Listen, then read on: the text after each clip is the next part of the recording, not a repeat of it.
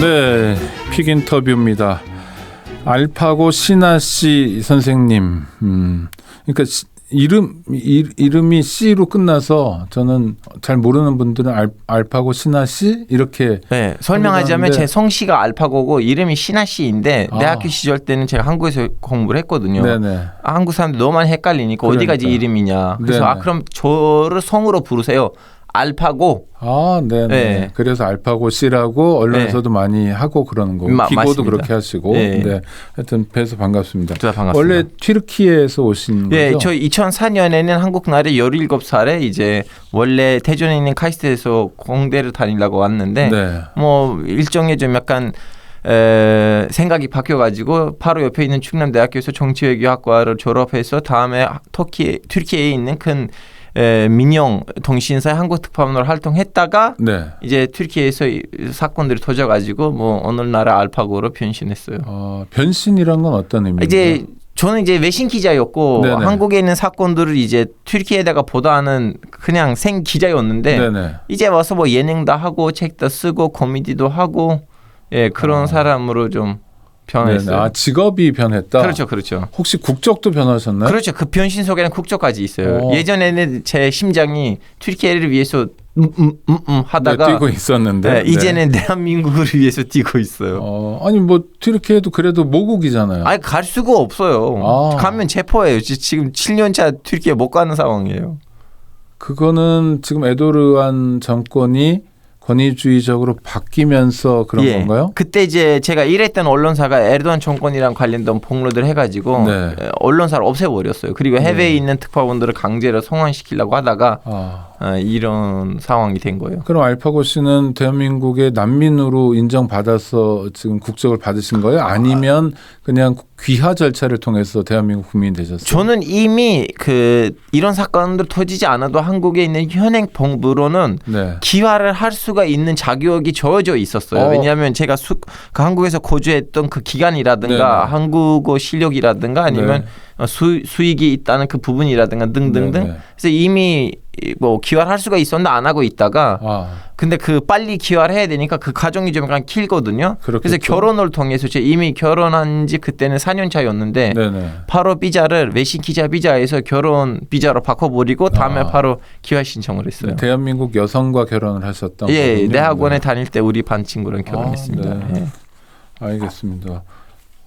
뭐 한국말 굉장히 잘해요 이런 얘기는 너무 많이 들으셔가지고 무의미한 얘기. 그리고 저는 그런 말 들으면 이제 상대방한테 말씀드리면 뭐 선생님 한국말 잘하시네요. 너도 잘하는구나 한국 사람인데. 같은 한국 사람인데 서로 칭찬할 필요가 있겠는가. 좋습니다. 오늘 이태원에 대한 얘기를 좀 해보려고 하는데요. 알파고 씨랑 이태원에 사시는 건 아니죠? 저는 이태원 맞은편에 있는 신사 그쪽 동네 잠원동 거기서 살아요. 뭐 신사동, 한남동, 뭐 이태원, 잠원동 이러니까 강 건너편에. 근데 이태원은 자주 오시나요? 제가 이태원 자주 가는 이유가 두 가지예요. 하나는 이제 음식. 제가 왜냐하면 집에서 튀르키예 음식 먹어야 되는데 재료는 이제 이태원에 다 팔리고 있고. 거기 이슬람 사원도 있고 그다음에 사원보다는 음식점들하고 근처로 그런 식당이나 뭐 식료품점이 발달돼 있잖아요. 맞습니다. 그리고 두 번째는 저는 방금 전에 말씀드렸다시피 이제 언론 활동 플러스 이제 코미디 활동하기도 했는데. 지금 코미디언으로 활동하세요? 네, 저는 그 개그 콘서트의 마지막으로 들어가는 특제 개그맨이에요.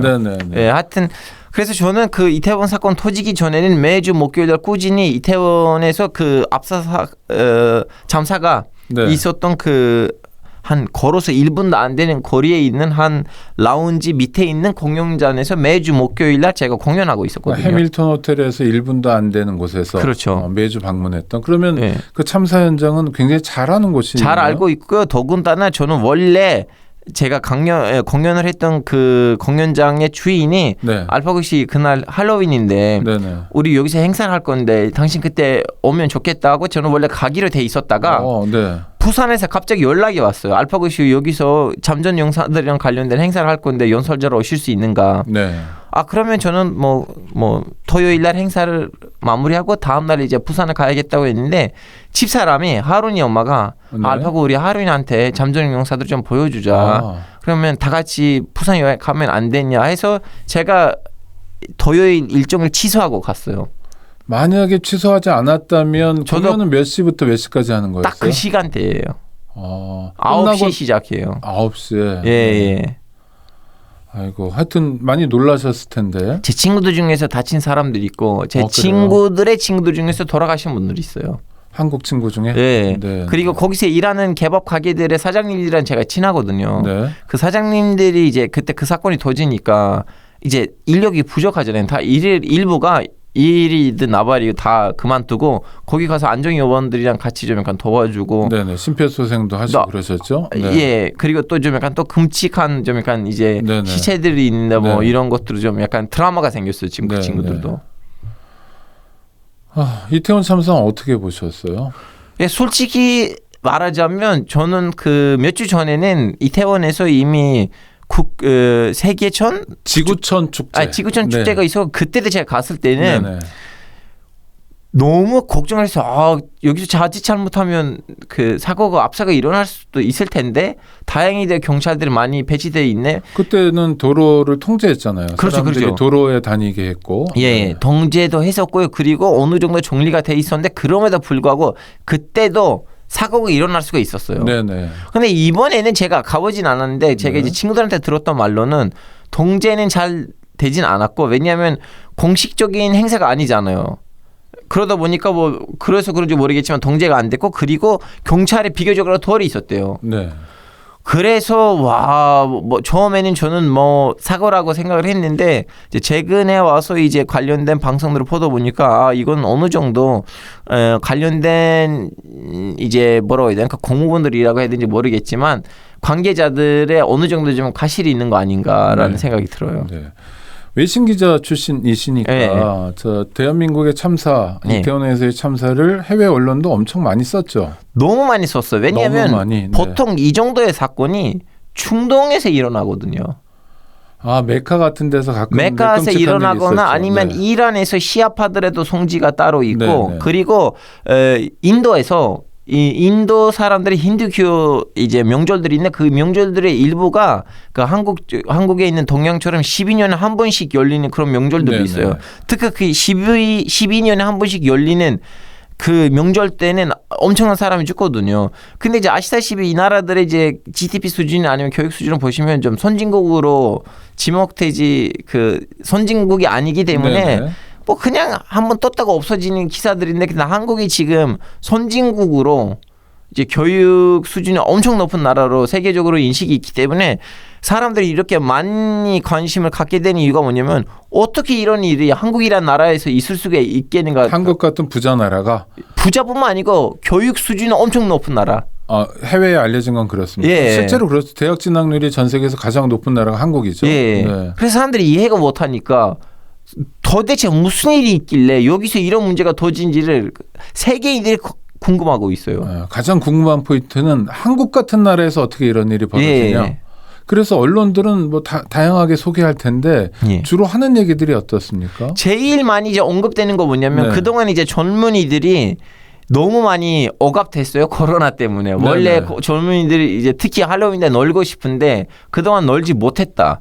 그러다 보니까 이번에 젊은이들의 그동안 억누르고 있었던 감정이 폭발됐는데 그것을 이제 국가 차원에서 예상을 못했다. 계산을 못했다.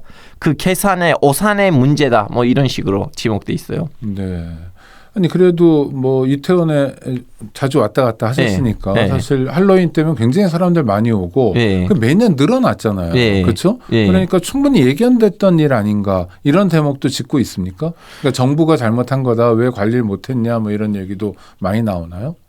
그것보다는 네. 이제 외신에서 이제 이란 언론은 좀 약간 다르게 나오긴 네. 하지만 이란을 제외하면 나머지 나라 언론들 주로 그 피해자가 잘 없는 나라들. 그래서 예를 들면 지금 중국 언론이나 러시아 언론, 이란 언론에서는 한국 정부의 잘못을 너무 많이 부각시키는 식으로 네. 뉴스가 나오거든요. 네. 근데 나머지 나라들은 뭐 물론 정부의 책임이 있긴 하지만 그 정도 책임은 좀 약간 좀 자연스러운 책임이다. 뭐 그 정도 예상 못할 수도 있었다라는 네네. 식으로 너무 많이 정부 아니고 코로나에다가 사람들이 포커싱을 하고 있어요. 네. 그런데 당사자 격인 자기 나라 국민이 죽은 나라에 언론들은 사뭇 다른 표현을 하고 있다. 그렇죠. 특히 이란은 어떻습니까? 특히 이란이 너무나 대놓고 이란 정부의 잘못이 있다고. 죄송합니다. 한국 정부의 잘못이 있다고 공식적으로 이란 정부에서 말이 나왔어요. 이란 정부의 언론뿐만 아니고 이란 외교부에서는 그런 말이 나오니까 지금 현재로도 한국하고 이란 사이에는 좀 살짝 외교적인 갈등이 생긴 상황이에요. 그 전에도 갈등은 있었죠. 뭐 송금을 안 해준다든지 그렇죠, 뭐 이런 게 있었죠.